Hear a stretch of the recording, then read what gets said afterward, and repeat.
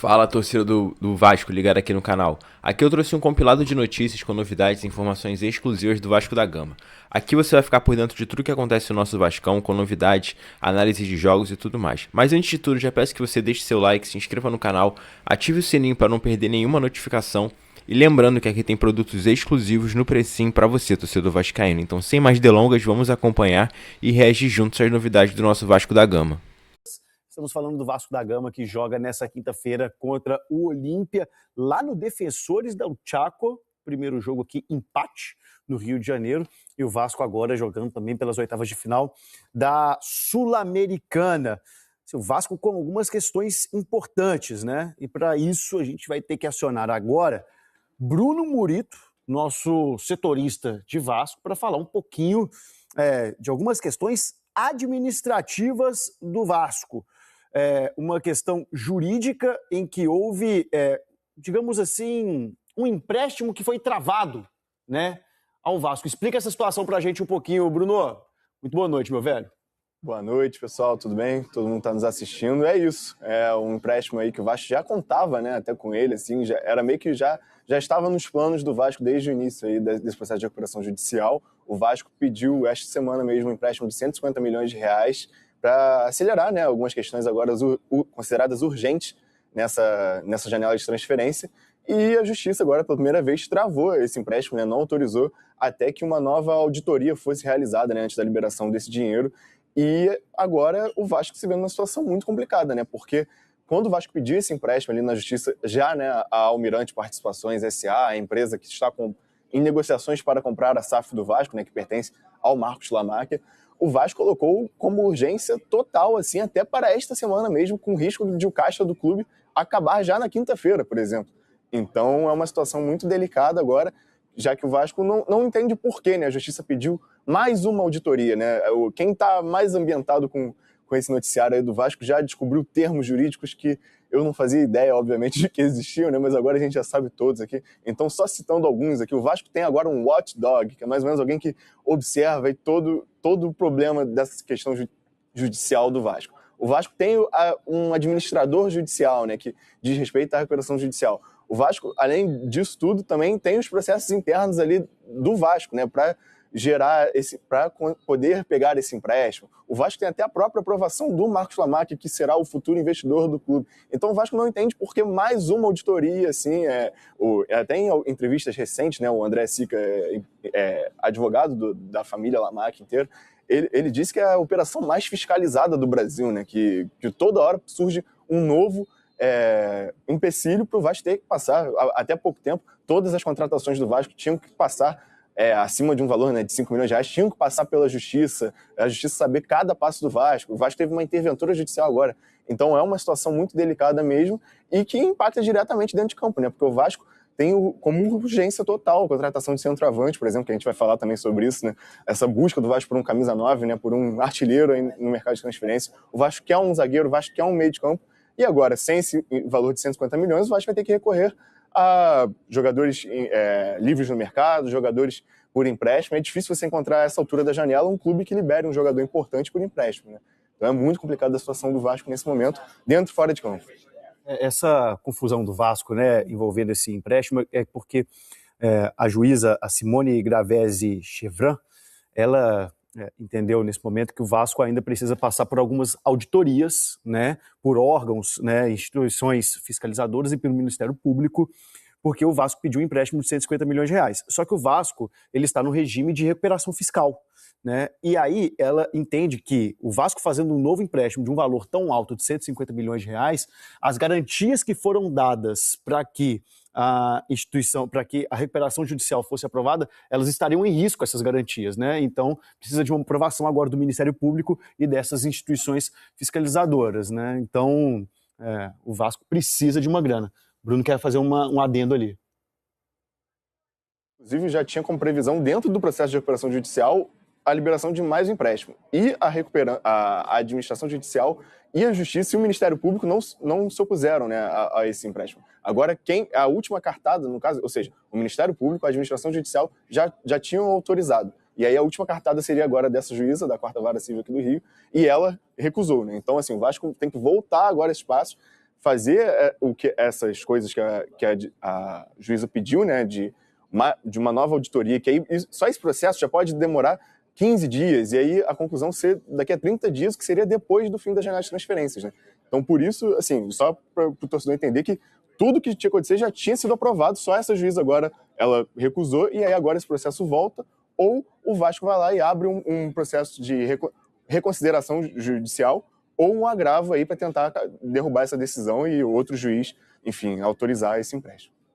Isso deu uma dor de cabeça, né? Porque se o Vasco perder essa janela de 24 dias aí pro fim da janela, que é 11 de setembro, né? É isso, é o fim da janela de transferência. Teria que, segundo, né, o Vasco e as informações do clube da necessidade desse empréstimo, precisaria dessa entrada de recursos para conseguir fazer outras negociações e colocou isso, inclusive, nesse pedido de empréstimo. É bom lembrar que o Vasco já fez outros empréstimos, né, de 80, de 40 milhões, e entre as explicações é como estão sendo geridos esses recursos, uma vez que tem credores lá na fila de uma recuperação judicial para receber mensalmente, né, parte da sua dívida, que é como o Vasco tem pago esses credores dos últimos anos. Enfim, em meio a toda essa questão financeira que o Vasco já tem que resolver, né, e precisa administrar, pensando também nessa janela de transferência, contratação de jogadores, os resultados esportivos que não estão acontecendo, né, muito pelo contrário, o time está afundado, vice-lanterna, né, do Campeonato Brasileiro.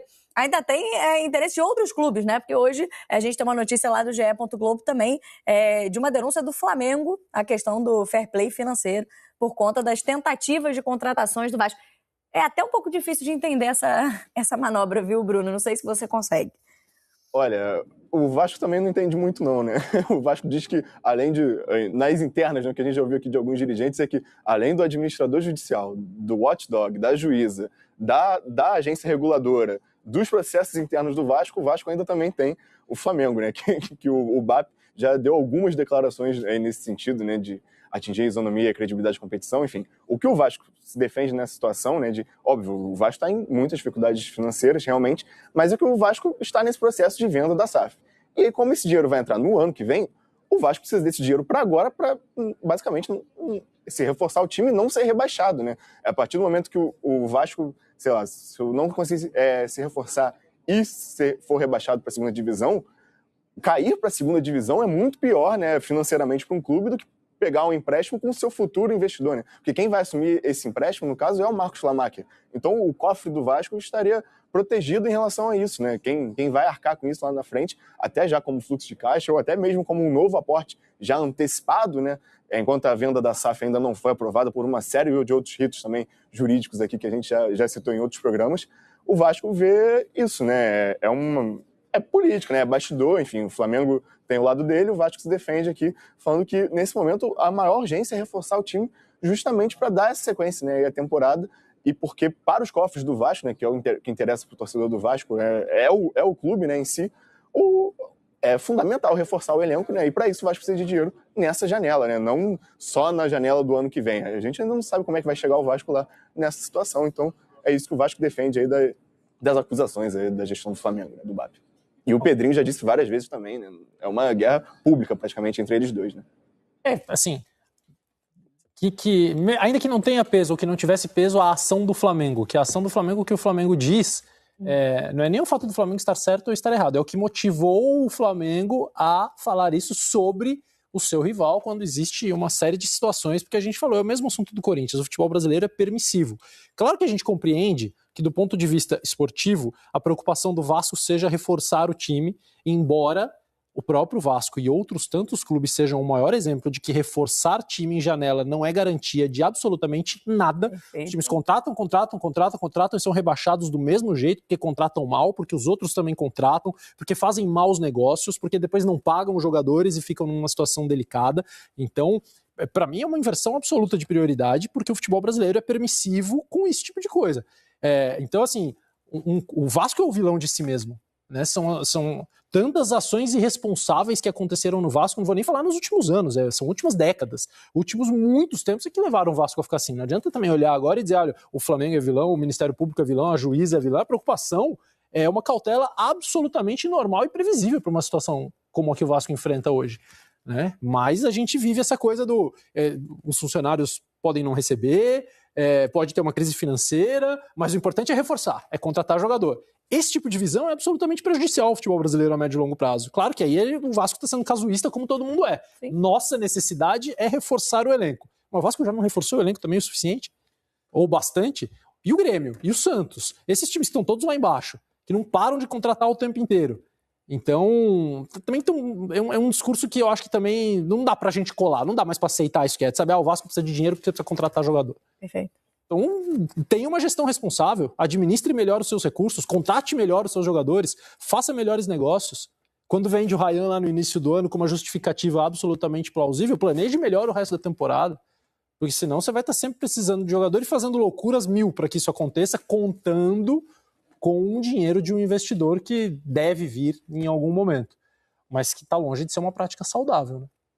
É o seguinte, você acabou de falar sobre contratações ruins, investimentos errados. Informação do nosso GE. Globo que a gente coloca na tela para vocês. O Vasco, simplesmente, desde que Pedrinho assumiu a presidência do clube, gastou quase 200 milhões de reais para contratação Só de atacantes. De atacantes, que a gente aponta hoje em dia como talvez o principal gargalo do Vasco. Isso. Né? Então, assim, jogadores que passam ali da casa dos 10 milhões de reais, né? Rinestrosa, que chega ali a 30 milhões de reais, né? Então, assim, Spinelli agora, mais recente, 12 milhões, né? Outros jogadores que a gente nem vê mais no elenco do Vasco, né? Então, assim, são quase 200 milhões de reais, 191 milhões de reais. Aí, quem a gente pode falar, assim? O Brenner, na hora que começou, fez 2 gols importantes, lesionou. Ali, desses assim, que certamente a gente pode falar, ó, esse aqui tá trazendo retorno pro Vasco. Andrés Gomes e Nuno Moreira. 9, só o Andrés Gomes é titular absoluto do elenco. Nem o Nuno Moreira é titular. Nem o Nuno Moreira. O Nuno foi importante no ano passado, no vice da Copa do Brasil, ele era titular. O Brenner, o Inestrosa e o Colídio, eu acho que não dá nem tempo da gente dizer, e mesmo o Spinelli, embora o Spinelli eu tenha menos expectativa ou perspectiva de que ele possa se transformar num grande jogador no Vasco. E tem mais minutos também. Tem mais minutos e tem mais limitações para mim do que os outros, técnicas, mas eles chegaram agora, né? E aí que tá, quando você tá sempre no gargalo, você não permite nem que esses jogadores tenham o tempo de dizer se eles funcionaram ou não, se eles deram certo ou não, você já precisa gastar de novo. Olha, precisa gastar porque o Inestrosa não deu certo, mas se você gastou 30 milhões no Inestrosa, 30 milhões de reais, para 2, 3 meses depois chegar à conclusão se ele deu certo ou não. E para gastar 30 milhões em mais um. Exatamente. Então, quer dizer, aí a culpa é da juíza, a culpa é do Flamengo, a culpa é, entendeu? Não tem como sobreviver assim. O Vasco não pode continuar fazendo isso. Murito, para a gente até atualizar, né, essa situação, porque ainda com todos esses números que a gente vem trazendo com as dificuldades financeiras, o Vasco continua no mercado, né? O Pedro Emanuel respondeu sobre isso. Depois do jogo da derrota contra o Santos no final de semana, que colocou o time na vice-lanterna do Campeonato Brasileiro, e porque tem um jogo na quinta-feira pela Copa Sul-Americana. A gente viu um time misto, mas com muitos titulares na semana passada. Qual o peso que tem esse jogo agora, mesmo diante da situação do Campeonato Brasileiro, da Copa do Brasil?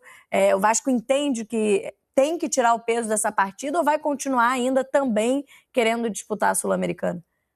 Vai continuar lutando na Sul-Americana, né? Até porque esse cenário do jogo contra o Olímpia, que a primeira partida, o Vasco tinha o Andrés Gomes e o Carlos Cuesta, né? 2 titulares absolutos aí da equipe, com muitos problemas físicos. Então eles foram poupados. O Jair, que era um jogador que já vinha de lesão, também foi preservado na primeira partida e acabou.